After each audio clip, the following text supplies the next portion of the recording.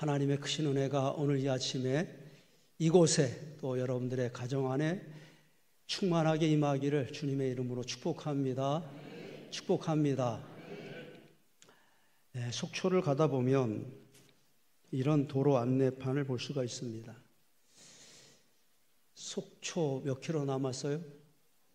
인제는요 34km, 신남은 18km 남았는데 키로는 빼고 그냥 위에서부터 순서대로 한번 읽어볼까요? 속초, 인제, 신남. 뭔가 좀 이상하긴 하지만 또 뭔가 말이 되는 것도 같습니다. 제가 억지로 이야기를 만들어 보았습니다. 속초라고 하는 아이가 있었습니다. 그 아이에게는 즐거운 일이 없었습니다. 늘 괴롭고 힘들고 또 슬펐던 아이였었는데 그 속초라고 하는 아이에게 신나는 일이 생겼습니다. 그래서 속초, 인제, 신남 그렇게 되었습니다. 이해가 되셨으면 좋겠습니다. 속초, 인제, 신남 여러분들이 그렇게 됐으면 좋겠습니다.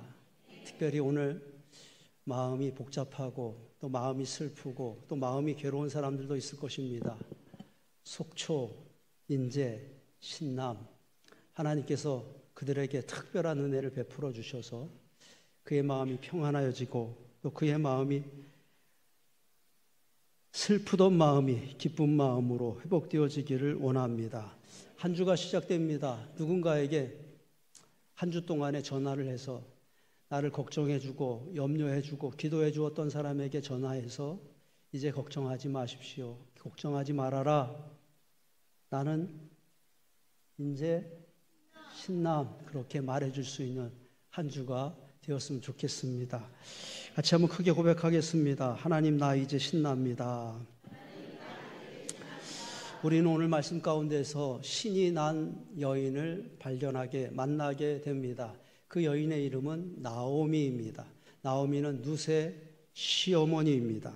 그동안 저는 룻에 관하여서 4주 동안에 걸쳐서 여러분들에게 말씀을 전하였습니다. 지난주 제 마음은 그것이었습니다. 오늘 마무리해야 되겠다. 오늘까지만 룻기서의 말씀을 전해야 되겠다. 그렇게 마음 먹었었습니다. 그런데 한 주 동안에 제 마음에 계속 떠오르는 여인의 얼굴이 있었습니다. 누구였을까요?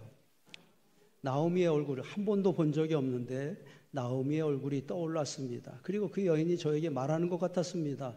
목사님, 내 얘기도 해주세요. 16절 말씀입니다. 나오미가 아기를 받아 품에 품고 그의 양육자가 되니. 여러분 룻기서의 주인공은 누구입니까? 룻입니다. 그래서 룻기서입니다.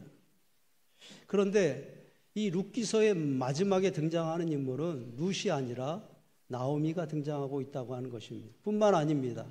이 룻기서의 시작을 보면 룻이 먼저 등장하는 것이 아니라 나오미가 먼저 등장합니다. 2절 말씀이지요. 1장 2절 말씀. 그 사람의 이름은 엘리멜렉이요 그 아내의 이름은 나오미요. 그렇습니다. 나오미의 고향은 베들레헴이었습니다.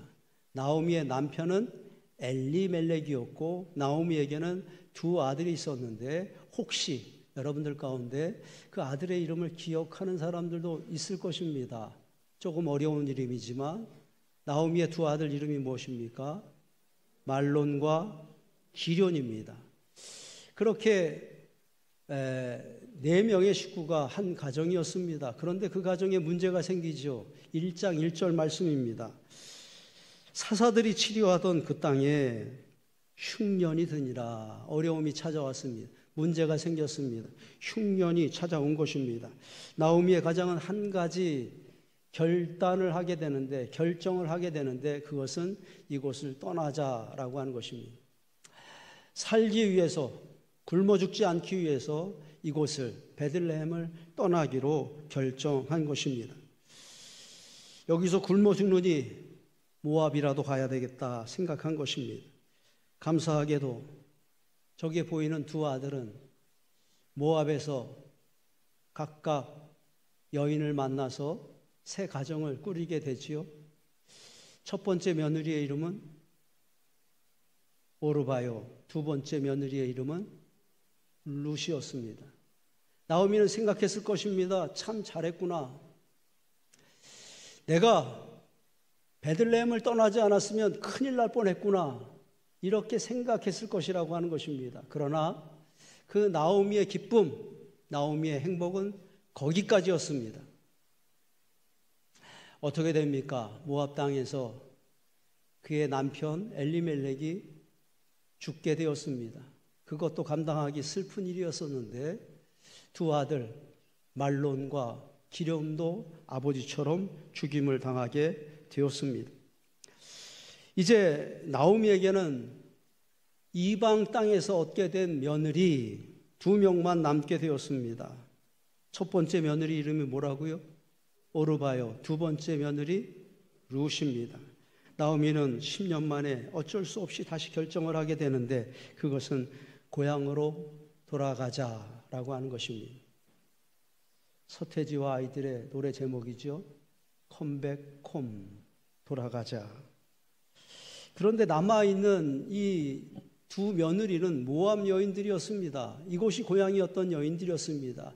그래서 나오미는 혼자만 돌아오기로 그렇게 생각했던 것이었는데 두 며느리가 자꾸 시어머니를 따라옵니다. 그런데 그림에서 보는 것처럼 오르바는 베들레헴으로 가는 도중에 다시 고향으로 돌아갑니다. 그리고 룻은 끝까지 시어머니를 따라 베들레헴으로 돌아오게 됩니다. 이 오르바는 이후로 하나님의 은혜를 볼 수 없었습니다. 무엇 때문입니까? 돌아갔기 때문에, 포기하였기 때문이다라고 하는 것입니다. 반대로 룻은 하나님의 놀라운 은혜를 만나게 됩니다. 무엇 때문입니까? 포기하지 않았기 때문입니다.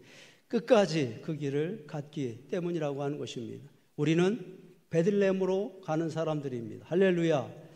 은혜를 사모하며 나아가는 사람들입니다. 같이 한번 고백하겠습니다. 나오미가 되면 안 됩니다. 다시 한번 고백합시다. 오르바가 되면 안 됩니다. 주무시는 분들이 있을까 봐. 오르바가 되면 안 됩니다. 포기하면 안 됩니다. 잘 오셨습니다. 여기까지 잘 오셨습니다. 거기까지 룻처럼 가야 합니다. 그곳에서 룻은 어떤 은혜를 보았습니까? 보아스를 만나지 않았습니까? 4주 전에 말씀의 제목이 무엇입니까? 어제 말씀의 제목도 제가 잘 기억 못하는데 4주 전의 말씀 곡식 다발에서 뽑아주시는 은혜, 그런 은혜가 있었습니다. 3주 전의 말씀 당신의 옷자락으로 여종을 덮으소서, 그 보아스의 옷자락으로 덮어주는 은혜가 있었습니다. 그리고 2주 전의 말씀 내 겉옷을 펴라, 겉옷을 펼쳤을 때 그 겉옷에 넘치도록 곡식을 부어주시는 은혜가 있었습니다. 지난주 말씀의 제목 이거는 좀 같이 대답해 주셨으면 좋겠습니다. 지난주 말씀의 제목 그가 아들을 낳은지라. 할렐루야. 그가 보아스의 아내가 되었고 그가 보아스의 아들을 낳게 됩니다. 큰 축복이요 큰 영광입니다. 지난주 말씀을 마치고 로비에서 만난 권사님에게 제가 손을 높이 들고 반갑게 인사했습니다. 아들을 낳은지라. 그랬더니 그 권사님이 이렇게 대답하시더라고요. 목사님, 나는 끝났습니다. 네, 2명의, 한 분은 권사님이고 한 분은 집사님인데 2명이 그렇게 대답해 주셨습니다. 여러분, 끝났다고 말씀하시면 안 됩니다. 그 아들은 그 아들을 말하는 것이기도 하지만 그 아들은 하나님이 주시는 특별한 은혜를 상징하는 것입니다. 그 아들을 낳은지라. 그 은혜까지 포함하여서 룻이 그날 베들레헴의 땅으로 돌아와서 받았던 은혜가 저는 여러분들의 은혜, 여러분 자녀들의 은혜가 되어지기를 주님의 이름으로 축복합니다. 축복합니다. 나오미가